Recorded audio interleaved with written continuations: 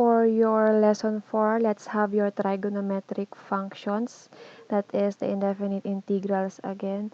Okay, so for your formula, the integral of your cosine u is equal to sine u. The integral for sine u is negative cosine u.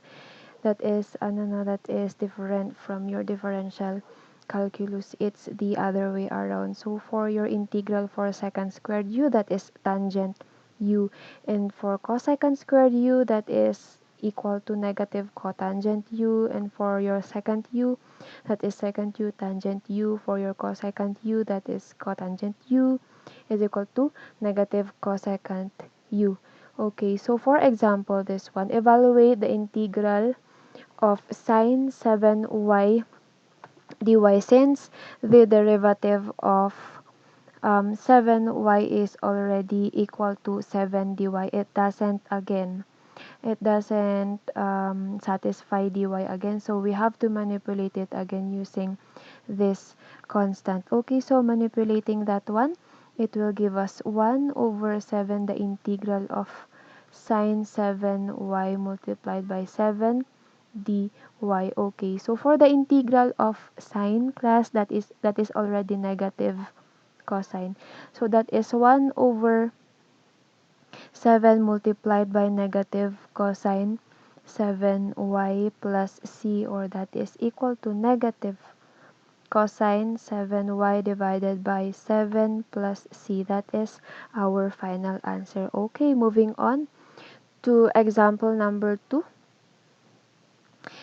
Evaluate again the integral of secant squared 7y dy divided by 3 plus 9 tangent of 7y. So from your differential calculus again, that is the differential of your denominator is the numerator if we are going to manipulate that. And since we have manipulated it again, let us use your logarithmic for that. Okay, so manipulating the equation, let us divide it by 9, divide it by 7, and multiply it by 9, and multiply it by 7. Okay, let us manipulate again. That is 1 over 9 multiplied by 1 over 7. The integral of secant squared 7y dy, that is 9 times 7 dy, divided by your denominator, which is 3 plus 9 tangent of 7y. Okay, so getting the integral for that, that is 9 times 7, that is 1 over 63. That is the ln already, since the denominator, its derivative is the numerator already. Okay, that is ln of the denominator, that is 3 plus 9 tangent of 7y plus c. So that is our final answer for that. Okay, next, moving on to example number 3. Let us evaluate this again. So from your differential calculus again, your ln of y is equal to dy.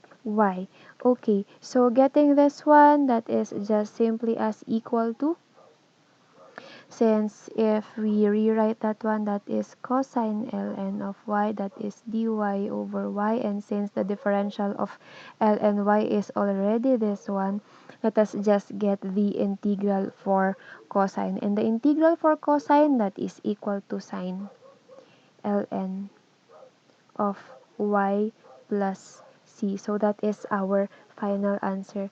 For example number 4, let us evaluate this one. That is the integral of cotangent squared x dx.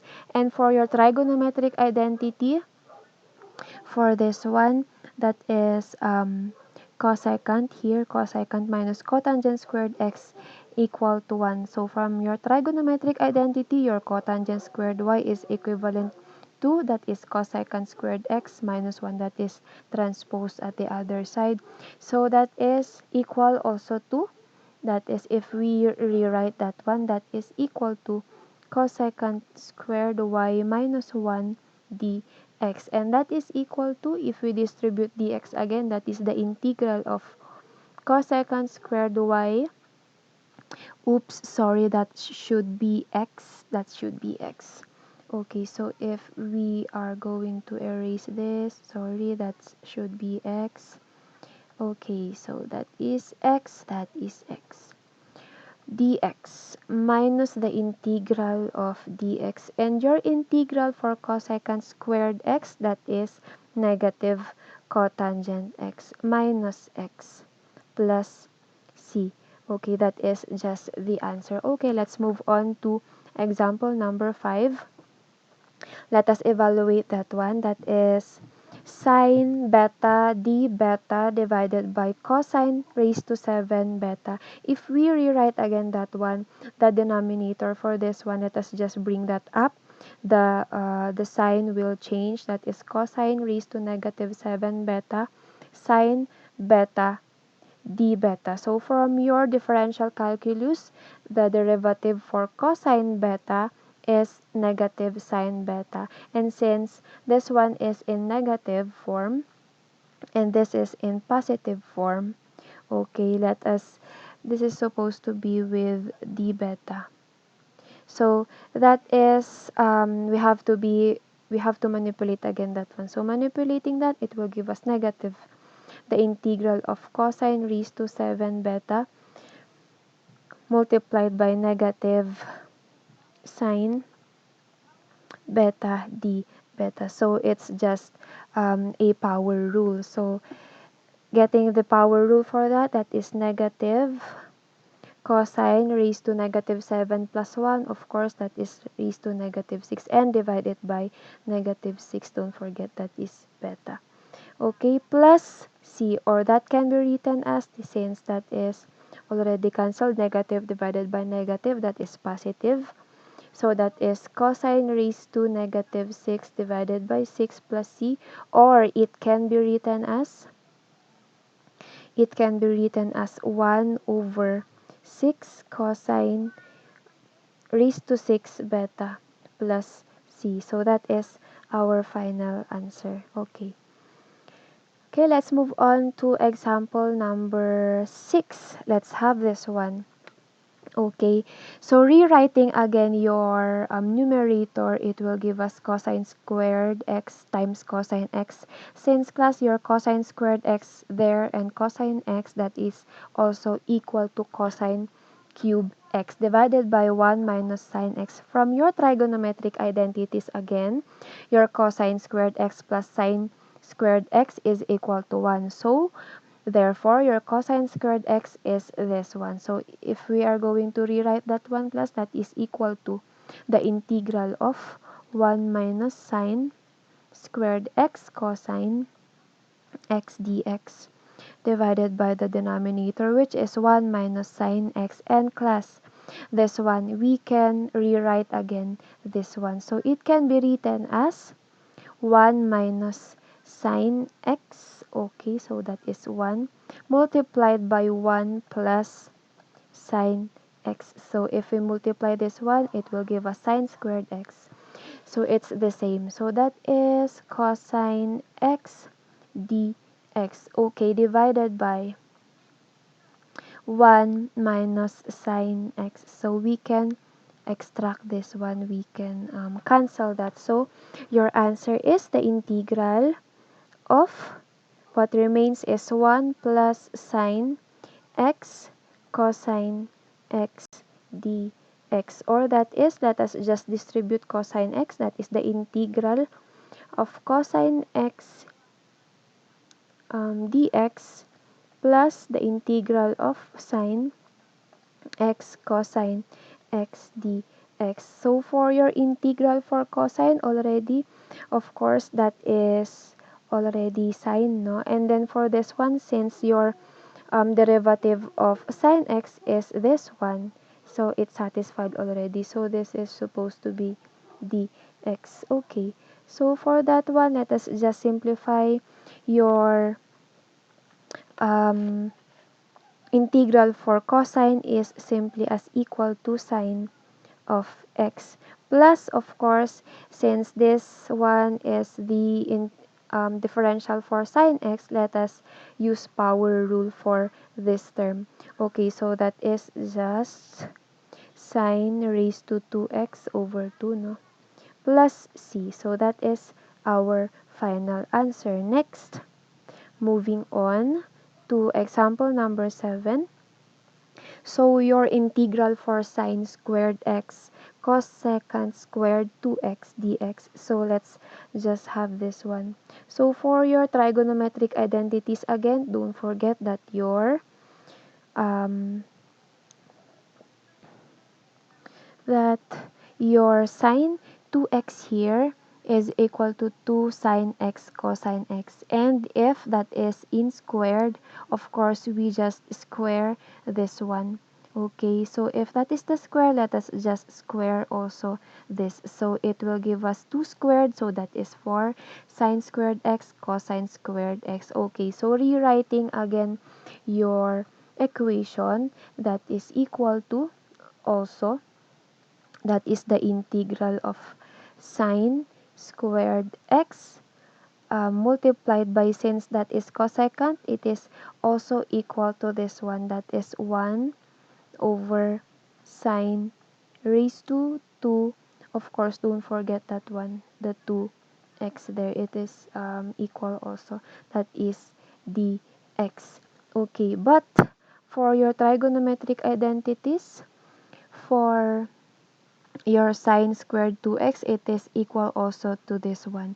Okay, so rewriting your equation, that is the integral for sine squared x multiplied by 1 divided by 4 sine squared x cosine squared x dx. Okay, we can cancel this one since it's the same.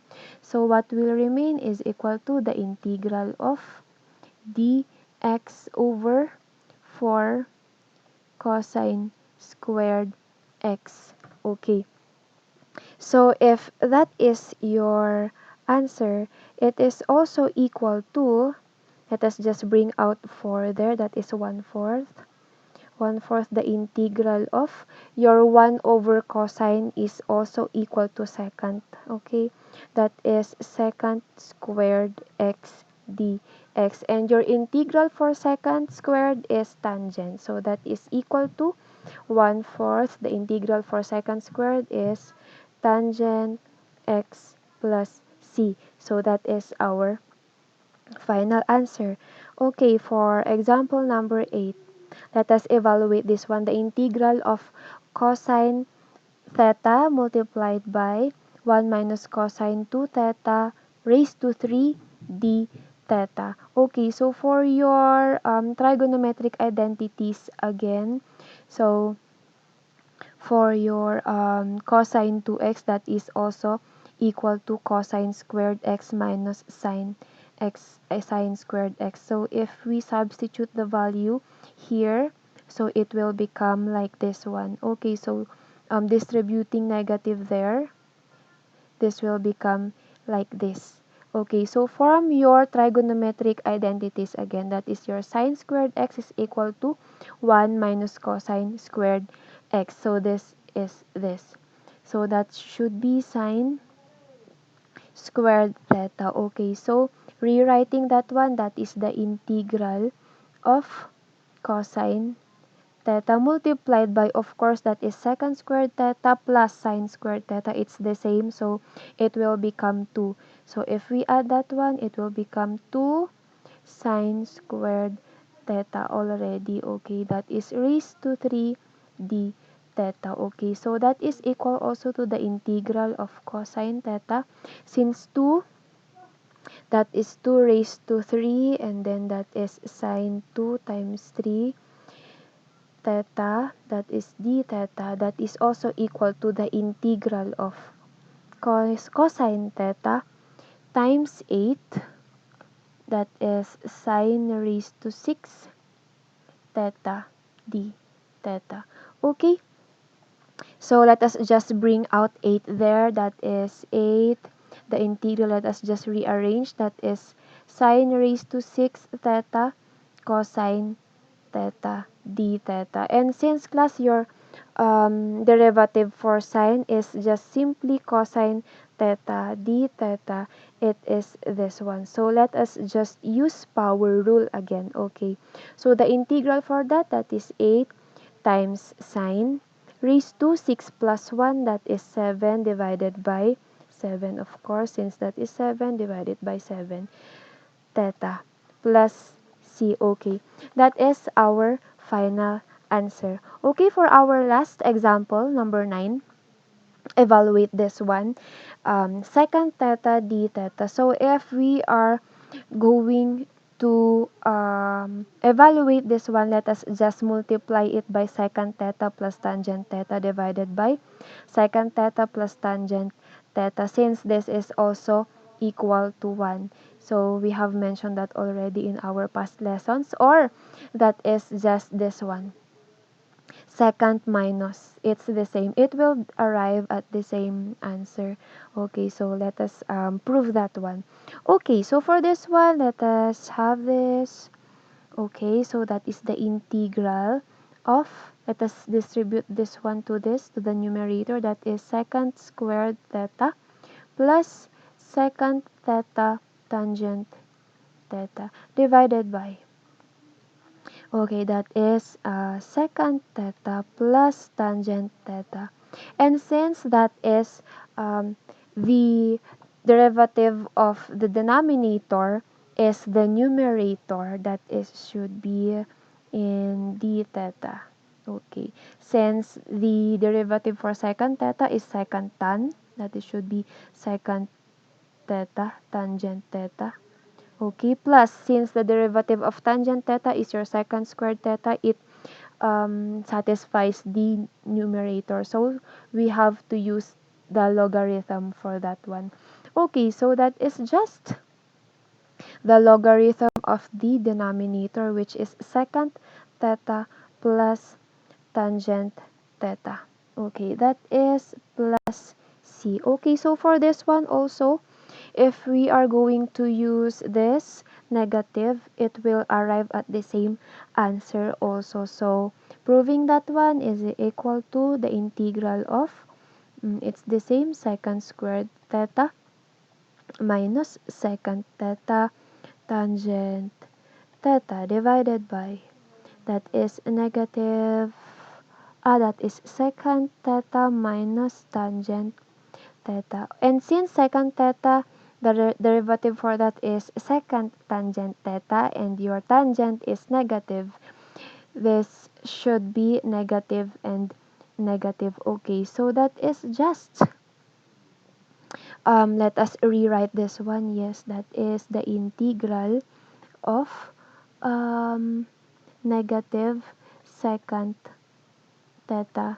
tangent theta, that is should be negative also, since that is positive, that is negative, so we bring out negative also there. So that is second squared theta divided by second theta minus tangent theta d theta. Okay, so that is just the ln, that is negative ln of second theta minus tangent theta. Okay, plus c, it's the same. That is also equal to ln of second theta plus tangent of theta plus c. Okay, so that is our final answer. Um, that is your for your trigonometric identities. Okay.